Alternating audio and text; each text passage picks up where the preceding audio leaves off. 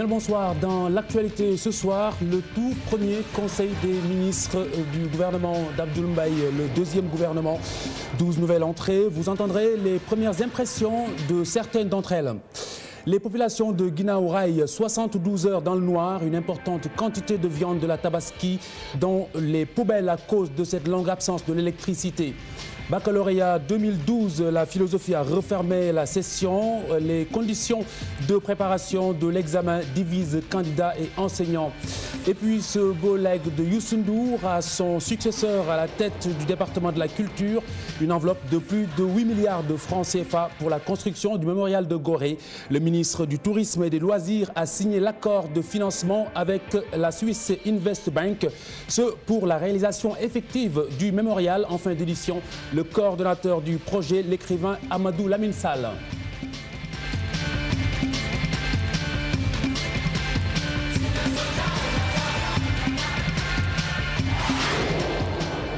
Les populations de Guinaw Rail très remontées contre la Société nationale d'électricité, la Sénélec.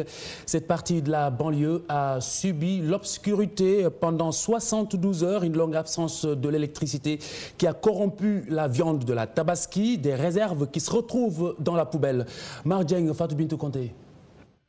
72 heures dans le noir, c'est le calvaire que vivent les populations de Guinaw Rail. Ces habitants de la banlieue dakaroise sont restés des jours sans électricité.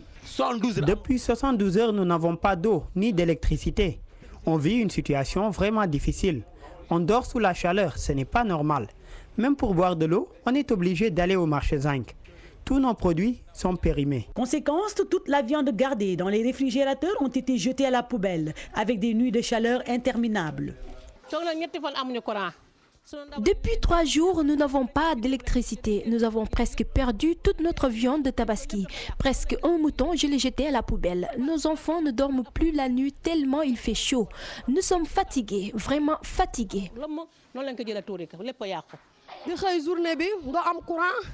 Je suis malade et j'ai besoin d'air et d'eau fraîche. Avec la Tabaski, toute notre viande est gâtée. C'est difficile, surtout la nuit avec les piqûres d'insectes. Nous sommes fatigués à Guinaw Rail. Les populations de cette localité demandent à la Sénélec de prévenir à l'avenir quand pareille situation se présente. Si ces genres de situations doivent arriver, au moins qu'ils respectent les populations, qu'ils nous avertissent pour qu'on puisse prendre les devants. Les coupures d'électricité reviennent de plus belle dans la banlieue, une situation qui dérange les populations qui ne savent plus à quel saint se vouer. Nous restons dans la banlieue de Dakar avec cette lueur qui illumine des cœurs meurtris par les dernières inondations. La création d'un département ministériel chargé de la gestion de ce phénomène.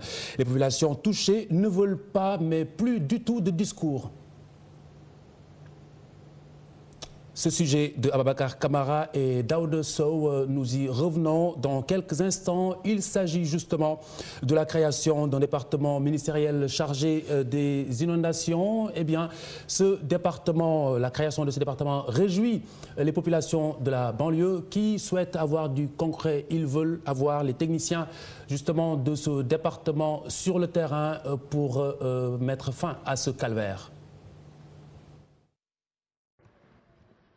Un bassin qui inquiète les populations, des maisons encore inondées. Voici ce qui attend le nouveau ministre en charge des inondations. Pour certains habitants de Gounass, les eaux leur rendent la vie impossible. Ils appellent leur ministre à descendre dans la banlieue pour s'enquérir de leur situation. Si le nouveau ministre veut réellement régler le problème des inondations, il faut qu'il le fasse de manière efficace et durable. Ceci pour que les inondations ne soient plus qu'un vieux souvenir pour les populations de Gounass et des autres zones inondées. Parce que si on lui a confié une tâche aussi importante que celle-là, c'est pour qu'il descende sur le terrain, rendre visite aux sinistrés, connaître leurs problèmes et essayer d'y apporter des solutions. Les autorités de certaines communes d'arrondissement estiment que la collaboration doit être de mise. Ces maires invitent le nouveau ministre à les impliquer dans la gestion des inondations. Cette mesure, c'est pour la première fois dans l'histoire du Sénégal. Et je crois que ça ne soit pas des bluffs. Il a créé un ministère chargé des inondations. Et je crois que ce ministre, s'il veut réussir, il doit discuter avec les collectivités locales. nous sommes vraiment optimistes et d'attendre le ministre qui doit vraiment, et je dirais qu'encore le plan Orsec, on doit démarrer ça d'ici le mois de janvier. L'état général des inondations, il faut que le ministre fasse ça. Convoquer tous les maires d'arrondissement en séminaire avec le ministre chargé des collectivités locales de 2 jours ou de 3 jours. Chacun va dire qu'au niveau de ma d'arrondissement, voilà les points bas. Interrogé sur la question à sa sortie du Conseil des ministres, Khadim Diop, qui a en charge la gestion des inondations, se dit conscient des défis qui l'interpellent. Là, on va aller au travail, on va mettre en place l'équipe. C'est à vous de juger. Moi, je trouve que la gestion des inondations, je pense que c'est important. Et puis, ça a été placé parmi les priorités, Et puis voilà. Donc, nous allons nous mettre au travail. Voilà. Ces habitants de la banlieue attendent du ministère de la Restructuration et de l'Aménagement des zones inondables la résolution définitive des inondations afin qu'ils sortent du calvaire qu'ils subissent au quotidien. Nous enchaînons justement avec le tout premier conseil des ministres de ce nouveau gouvernement qui s'est tenu ce matin au Palais de la République. Le président Sall et son premier ministre ont accueilli les 12 nouveaux chefs de département. Une ambiance d'accueil dans un esprit de continuité. Parce que m'avait porté il y a 5 mois à la tête de la plus grande ambassade du Sénégal dans le monde, l'ambassade du Sénégal en France, il y a 5 mois. Et il vient aujourd'hui de m'emporter à la tête du ministère des Affaires étrangères. Les affaires étrangères relèvent de ce qu'on appelle le domaine réservé du chef de l'État. Seul le chef de l'État, en tout cas au Sénégal, a la compétence de définir les choix et orientations de politique étrangère. Je m'inscris donc parfaitement bien dans la voie tracée par le chef de l'État en matière de politique étrangère et naturellement j'y apporterai ma touche personnelle. Mais je voudrais dire et réaffirmer que la politique étrangère est le domaine réservé du président de la République. Tous ces choix et toutes ces orientations seront mises en œuvre, mises en musique par ma personne. Je porte la responsabilité de porter la parole d'une instance aussi prestigieuse que celle qui dirige un État. La responsabilité pour moi, elle est double. Mais je travaillerai à rendre, en tout cas, effectif, cohérent et efficace le travail qui m'a été confié par le président de la République. Je vais aborder ou je vais travailler dans une matière assez nouvelle au Sénégal, la bonne gouvernance. La gouvernance, ce n'est pas du tout le fait d'être gendarme contre qui que ce soit, mais c'est plutôt organiser l'espace de gestion en un espace rationnel qui favorise l'efficience, la rationalité et évidemment l'efficacité. Nous allons mobiliser toute notre énergie en travaillant en synergie avec la communauté universitaire, les enseignants-chercheurs, les étudiants, le personnel administratif technique et de service, les organisations syndicales et associatives et la société pour faire avancer notre système d'enseignement supérieur et surtout faire en sorte qu'il produise à la fois des diplômés mais aussi des connaissances au service du développement de notre pays. C'est un espace perturbé, mais notre volonté, la volonté du président de la République, c'est d'en faire un espace de paix, un espace d'études, un espace de recherche, mais aussi un espace de développement. Le ministère de l'Agriculture, c'est un ministère important et stratégique pour le développement économique et social, parce qu'il est en amont et en aval du développement économique et social et qui impacte la vie de tous les Sénégalais. Donc je mesure l'ampleur du défi et je vais m'efforcer, j'ai la ferme volonté de mettre en œuvre la vision du président de la République dans ce domaine. Enquête sur l'enrichissement illicite et les biens mal acquis. Il a été question cette semaine de mandat d'arrêt international qui aurait été lancé contre l'ancien super ministre Karim Wade. Eh bien, notre reporter Chérif Dia a interpellé le ministre de la Justice sur la véracité de l'information. Aminata Touré, dans sa réponse, inspire plutôt une volonté de garder le cap de la discrétion dans la gestion de ce dossier. Écoutez-la. Rien de particulier. Quand il y a des enquêtes en cours, le principe c'est de s'abstenir de commentaires. Est-ce que le mandat d'arrêt a été lancé? Messieurs, dames, lorsqu'il y a des enquêtes en cours, il n'y a pas de commentaires à faire. C'est le principe d'une bonne enquête et de bonnes instructions. La justice ne peut pas se passer sur la place publique. On laisse les enquêteurs, les juges, les procureurs travailler sereinement. Et c'est ça d'ailleurs le garant d'une justice équitable. On ne peut pas faire le procès sur la place publique, on ne peut pas faire des enquêtes sur la place publique. Baccalauréat 2012, l'épreuve de philosophie a clôturé cette session ce matin. Les candidats jugent les sujets plutôt abordables, mais déplorent cependant les conditions de préparation de l'examen. Les professeurs ne partagent pas du tout cet avis. Un petit groupe de discussion se forme à la sortie de l'examen. Ça philosophe sur l'épreuve que ces candidats viennent de subir. Ils trouvent abordables les sujets. Non, les épreuves de philosophie étaient abordables, contrairement à toutes les épreuves qu'on a eues lors de cet examen-là. C'était moins bon, je me suis bien sentie parce que j'avais appris la première leçon sur la réflexion philosophique. Pour moi, c'est abordable, je l'ai choisi le sujet 1. Cependant, les élèves jugent que la session de remplacement est plus difficile que celle normale. Par la même occasion, ils déplorent le non-respect de l'agenda des cours de rattrapage. Globalement, nous pouvons dire que les épreuves de la deuxième session ont été plus difficiles. Ça, c'est un fait. Le cours était payant, mais moi, j'ai payé 10 000 francs. Moi qui vous parle là, j'ai payé 10 000 francs pour assister au cours parce que les professeurs ne venaient pas. Ils ne venaient pas, et bon, c'est vraiment déplorable. Argument totalement balayé d'un revers de main par les professeurs. Pour eux, l'essentiel du programme a été fait. C'est un faux argument. Pourquoi c'est un faux argument? Parce que faire beaucoup de cours en philosophie en tant que tel ne signifie pas grand-chose. Il s'agit non pas de fournir un ensemble de connaissances établies à l'élève, mais de le préparer à l'aptitude à la réflexion, au questionnement personnel. Et les sujets tels qu'ils sont formulés, je vous dis que l'élève qui se serait arrêté au premier chapitre introductif, à la philosophie, à ce qu'elle est, à ce qu'elle n'est pas, au rapport entre la philosophie et les autres modes de connaissance, cet élève est déjà préparé pour répondre à ces questions-là. Donc encore une fois, c'est un faux argument de dire nous n'avons pas reçu suffisamment de cours de philosophie. Les épreuves de philosophie sont l'ultime étape du baccalauréat des séries littéraires et scientifiques. Avec l'anxieuse attente des résultats, ces élèves se disent optimistes et croisent les doigts. La philosophie ne se réduit pas en simple bavardage savant, c'est le premier sujet de dissertation. Le second, le beau peut-il se prouver, professeur? Le sujet dit la philosophie ne se réduit pas à un simple bavardage savant. Ça veut dire implicitement que la philosophie est un bavardage, mais le mot savant est l'essentiel. Donc la philosophie est un bavardage, c'est un discours, mais c'est un discours savant.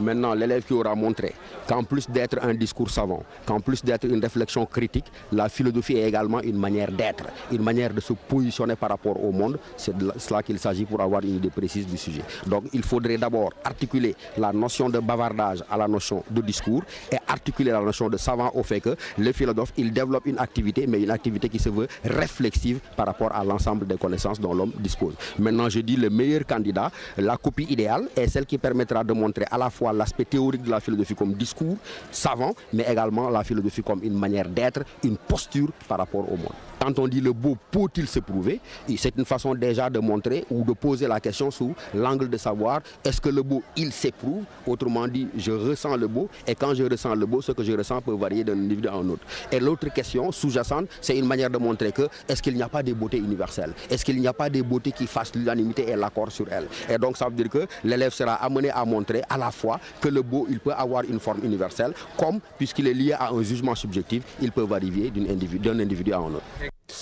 Vous retrouvez le professeur Sangue Diouf à partir de lundi après le journal télévisé. Le philosophe va confronter les mots aux mots.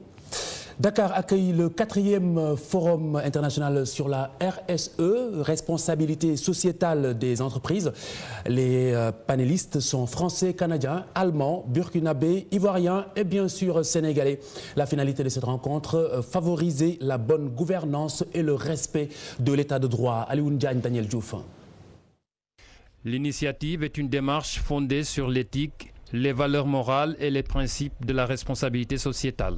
Le but, c'est d'instaurer une culture de travail, une culture du résultat et des comportements plus responsables dans l'entreprise et la société. Ce que nous voulons amener, c'est que l'ensemble, si vous voulez, du pays soit, si vous voulez, beaucoup plus responsable. responsables dans les comportements, bien entendu au niveau de la société, mais également dans l'entreprise. Toute organisation encourt des risques sociaux et environnementaux. La gestion de ces risques constitue un enjeu. L'intégration d'une démarche RSE permet de prévenir ou de gérer les écarts comportementaux. Aujourd'hui, les risques qu'encourt toute organisation dans la mise en œuvre de ces activités, ces risques ne sont plus limités simplement à des questions financières ou simplement techniques. Les conséquences environnementales, les conséquences sociales sont de plus en plus larges. La démarche est volontariste. Une politique publique sur la RSE et le développement durable aura nécessairement besoin de l'appui de la puissance publique. La création d'un ministère en charge de la bonne gouvernance est attendue dans ce sens. Je crois que tout ça c'est lié. Je pense qu'avec les nouvelles mesures qui viennent d'être prises au niveau du gouvernement en termes à la suite de ce remaniement, on pourra avoir des interlocuteurs effectivement pour déployer cette responsabilité sociétale d'organisation. La 4e édition du forum est organisée en partenariat avec l'ambassade du Canada au Sénégal et l'université Cheikh Anta Diop. Le forum de Dakar sur la RSE prend fin ce samedi. Normali, le groupe islamiste armé Ansar Dine disposé à prendre part aux négociations de paix à Alger et à Ouagadougou. Une annonce au moment où se prépare l'envoi d'une force armée internationale au Mali. Une réunion de mise au point d'un concept d'opération est en cours, ce depuis le 29 octobre. Cette rencontre réunit des experts internationaux.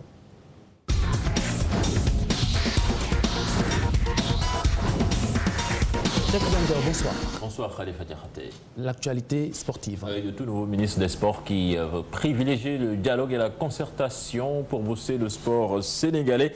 Interpellé sur le différend, Gakou Augustin Mbagnick Ndiaye donne rendez-vous le jour de la passation de service. Nous l'écoutons. Il est interrogé par Chérif Dia. C'était au sortir du Conseil des ministres. Des difficultés dans tous les secteurs, même au secteur de Ndefleng où je dirais il y a des difficultés. Mais les difficultés, il faut les aborder dans le cadre de la concertation, dans le cadre du dialogue permanent. Je crois qu'on trouvera une solution à toutes ces crises. Le problème est qu'on a reproché aux différents ministres qui sont passés d'être des ministres du football, alors qu'il y a plus de 40 fédérations qui sont là. Quand on m'a nommé, qu'est-ce qu'on a dit? M. Mbagnick Ndiaye, ministre des Sports. C'est clair. OK? Vous allez vous occuper de toutes les disciplines. Y compris l'escrime. Et le football, quel est votre avis sur les problèmes du football? Sport comme tous les autres sports. Et la crise qu'il y a entre la fédération et... Je n'ai pas encore pris service pour en connaître. Vous allez privilégier la concertation. Je vous convoquerai comme je vous l'ai dit. Comment vous avez passé votre première journée de conseil des ministres? Mais c'était agréable. Bon, un peu tendu au départ, mais dès que... Pourquoi? Parce que je suis un novice. J'ai toujours été à côté du Premier ministre, à côté du Président de la République, comme conseiller technique chargé des problèmes de jeunesse et de sport, quand il était à la primature, quand il était à l'Assemblée nationale. Mais là, c'est une autre dimension. Je venais d'arriver, bon, un peu tendu, mais dès qu'il a ouvert la séance, bon, j'étais redevenu moi-même. Alors, c'était le ministre des Sports, Mbagnick Ndiaye. Retour sur la réunion du comité exécutif de la Fédération sénégalaise de football suite à la décision des arbitres de suivre leur patron Badara Mamayassane. La FSF a trouvé la parade avec la mise sur pied d'une nouvelle direction générale de l'arbitrage. Et cela, c'est pour être en phase avec les chartes de la FIFA, nous dit Maître Augustin Senghor, que nous écoutons au micro de Cherna Aidara. Qui a été introduite par la FIFA, qui veut que désormais, dans chaque fédération, d'ailleurs beaucoup de fédérations africaines ont commencé à l'appliquer, qu'il y ait ce qu'on appelle la Direction générale de l'arbitrage, qui est une nouvelle structure qui est constituée d'un directeur et de son adjoint, choisis parmi les anciens arbitres, qui siègent au sein de l'administration fédérale et qui sont chargés d'organiser tout l'aspect arbitrage donc, lié au football local. Et nous avons pensé que, compte tenu du fait qu'aujourd'hui le président a démissionné et que de notre côté on va vers un blocage lié à des déclarations en tout cas de certains membres qui n'engagent pas à notre avis l'ensemble du corps arbitral, ça il faut le dire. Nous avons pensé qu'il est temps de mettre en place dans les meilleurs délais donc cette direction générale de l'arbitrage. Restons avec le président de la Fédération sénégalaise de football en place depuis 2009. L'homme s'est illustré ces dernières semaines avec son refus de céder à la pression de l'État. Portrait signé Fatima Ba. Il a imprimé sa marque dans l'histoire du football sénégalais. Augustin Senghor, puisque c'est de lui qu'il s'agit, est l'homme qui n'a pas voulu céder à la pression de l'État, une attitude qui ne surprend nullement ses amis. Demander que la fédération parte parce que tout simplement on a échoué devant la Côte d'Ivoire. On a vu Maître se lever, il l'a si bien dit, en tant que responsable, s'il doit être le dernier, c'est-à-dire le capitaine qui doit périr dans le bateau, il restera ce capitaine. Et je pense que ça, un responsable, en Europe on le dit à l'Onaula, et Maître, je pense qu'il défend plus des histoires d'idées, de principes que de personnes. Maître Augustin Senghor est un homme de qualité. Et si je devais le caricaturer en tant que citoyen, je dirais qu'il a la stature d'un homme d'État. Il est très respectueux de l'État. Et il est très rigoureux sur lui-même avant d'être rigoureux sur les autres. Né en 1965, Augustin Manuel Senghor de son vrai nom dirige la Fédération sénégalaise de football depuis 2009. À quelques mois de la fin de son mandat, certains observateurs soutiennent que son bilan est loin d'être négatif. Le football sénégalais sortait d'une certaine crise en 2008. Pendant les 3 ans, la fédération s'est bien tant soit peu acquittée de sa mission. Les compétitions internationales, c'est en synergie, c'est-à-dire de concert avec l'État que la fédération les organise. Alors s'il y a échec, la responsabilité de la fédération sénégalaise de football est engagée, celle de l'État aussi est engagée. Nous savons d'où cette nouvelle fédération est partie et où actuellement cette nouvelle fédération se situe dans le cadre de l'assainissement de notre football. Mais je pense que pour assainir, comme à l'image du pays, il faut d'abord que les dirigeants aient un comportement républicain. Décrite par ses proches comme une personne de qualité, Augustin Senghor dirige également la mairie de Gorée depuis 2002. Il n'est d'aucun camp politique. Peut-être c'est ça qui complique un peu les choses. Il connaît le football parce que c'est un produit du mouvement associatif. Il a été président de l'ASC Koumba Castel. Il a été dans la section de basketball de l'Union sportive goréenne qu'il a présidée au temps de l'ancien ministre d'État, ministre des Sports, Youssouf Ndiaye. Il est passé président de l'US Gorée à la demande de ses pairs. L'élimination des Lions à la CAN 2013 n'a pas été sans conséquence. 5 membres de la Fédération sénégalaise de football ont rendu le tablier. Le président, lui, en l'occurrence, Maître Augustin Senghor, même après avoir reconnu quelques erreurs, tient quand même à terminer son mandat. Parcelles Assainies traîne son école de football, un centre de formation qui porte le nom de Vicente Del Bosque. L'initiateur du projet, Lima Moumbeng, ancien footballeur professionnel en Espagne, annonce le démarrage des activités au mois de décembre prochain. C'est un reportage signé Cheikh Sadibou Diarra, Cheikh Naïdara et Mardieng. Vicente Del Bosque participe au développement du football sénégalais. En effet, pour l'ouverture de l'école de football sise aux Parcelles Assainies et qui porte son nom, le sélectionneur espagnol apporte un soutien matériel d'une valeur de 5 millions de francs CFA. L'initiateur s'en réjouit et annonce ses motivations. Pour l'instant, il nous a juste envoyé des équipements. Il en sera de même chaque 3 ou 4 mois pour environ 100 kg de matériel. Nous remercions Vicente Del Bosque vivement. Le siège de l'école se trouve à l'unité 11 des Parcelles Assainies, mais elle se veut nationale, voire africaine et pourquoi pas même mondiale. Notre ambition est de voir un jour les pensionnaires de l'école porter les moyens du FC Barcelone, de l'Atlético Madrid et même de l'équipe nationale de football du Sénégal. Nous prions Dieu pour y parvenir. L'école de football Vicente Del Bosque vient à son heure selon les populations des Parcelles Assainies et parmi elles l'international Moussa Ndiaye. Cette initiative doit être une fierté pour chaque habitant des Parcelles Assainies. L'école de football va participer à la réussite des enfants. C'est une entreprise difficile. Ainsi, il faut que tout le monde l'appuie et l'encourage. Des journées de détection seront organisées dans les quartiers à partir du mois prochain. La tranche d'âge que nous avons choisie, qui se trouve entre 8 ans, 12 ans et 17 ans, ce sont des gens qui sont engagés dans les études. Et généralement, la période des fêtes, c'est une période qui, en quelque sorte, conçoit leur disponibilité. C'est ce qui a fait qu'on a ciblé, en quelque sorte, le mois de décembre. On trouvera, Inch'Allah, les moyens propices pour détecter l'âge réel des gens que nous allons recruter, Inch'Allah. L'école de football Vicente del Bosque veut bien répondre à son nom. Elle se veut un cadre de formation de futures stars du ballon rond avec comme repère le secret du sélectionneur de la Roja. Chers Aïdara, merci. Khalifa Diakhaté, c'était tout pour le sport. Merci Cheikh Tidiane Diao. L'empreinte indélébile de Youssou Ndour au ministère de la Culture.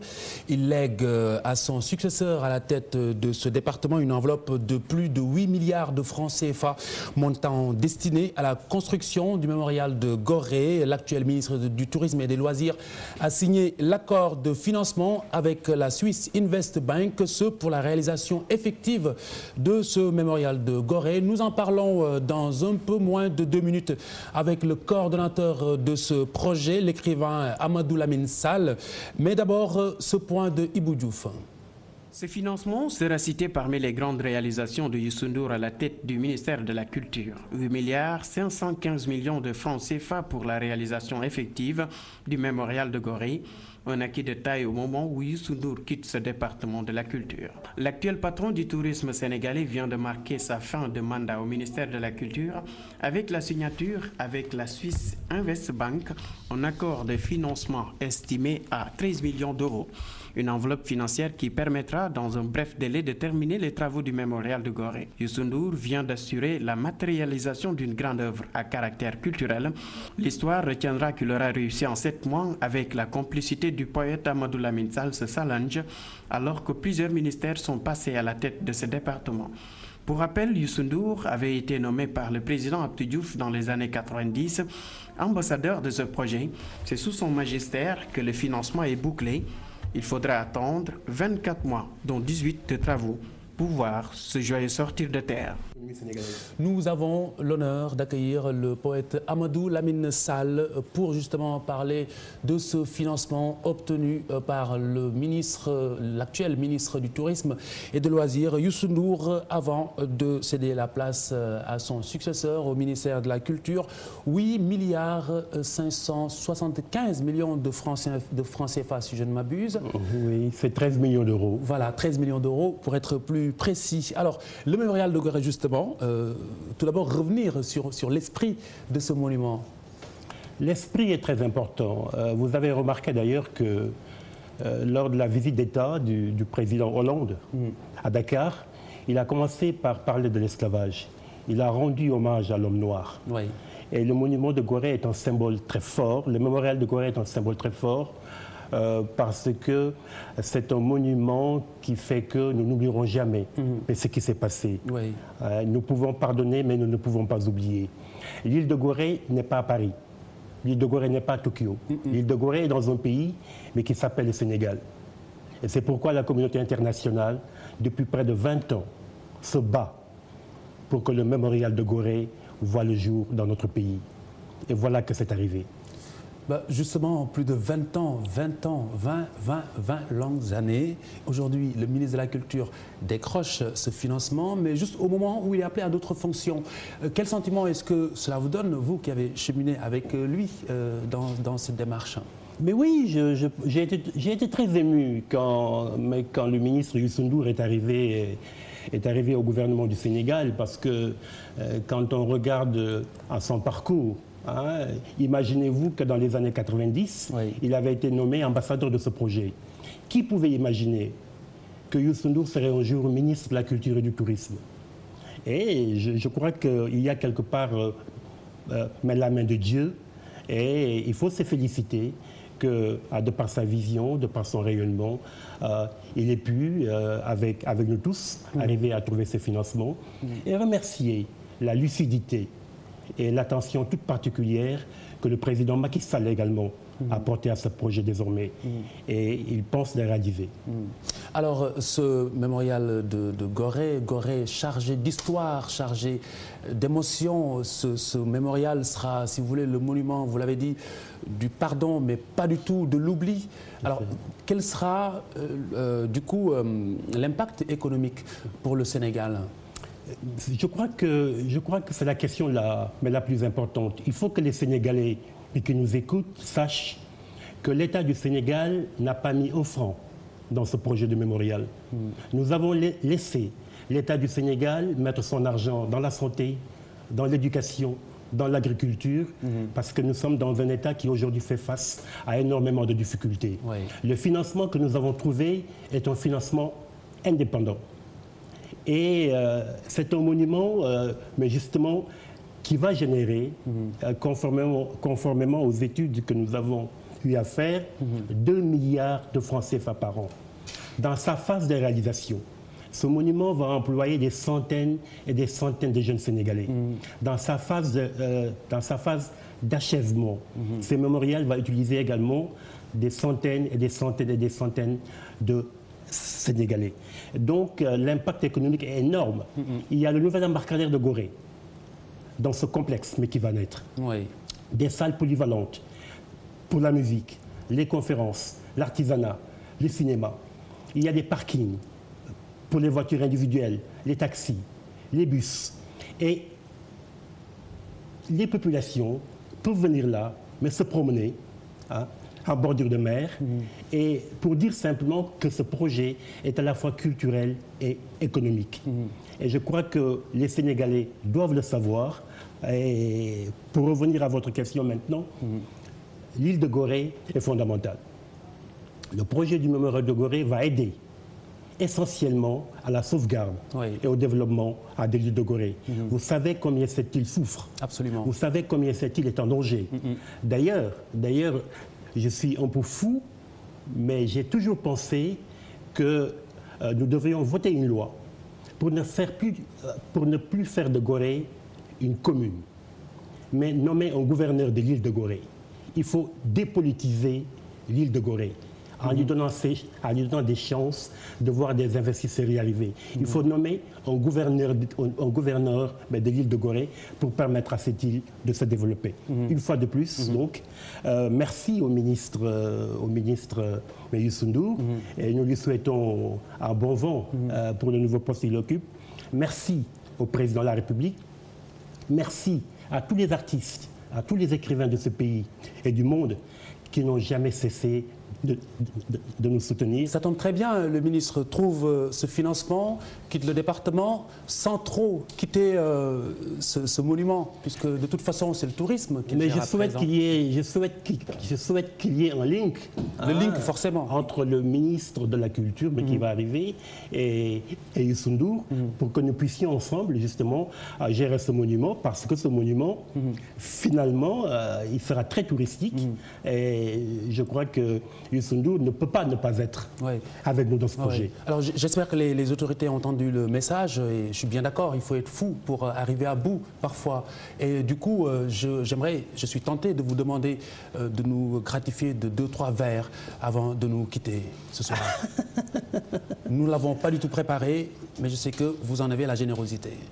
Vous savez, j'ai beaucoup souffert avec ce projet de mémorial de Gorée. Il m'a pris beaucoup de temps dans ma vie. Alors que j'ai toujours rêvé d'écrire, etc. Et je crois que le vers que je vais vous dire, il est celui-là. Tant qu'il y a le ciel, il y a toujours l'espoir qu'un oiseau y passe. Amadou Lamine Sall, bonsoir à tous. Merci beaucoup.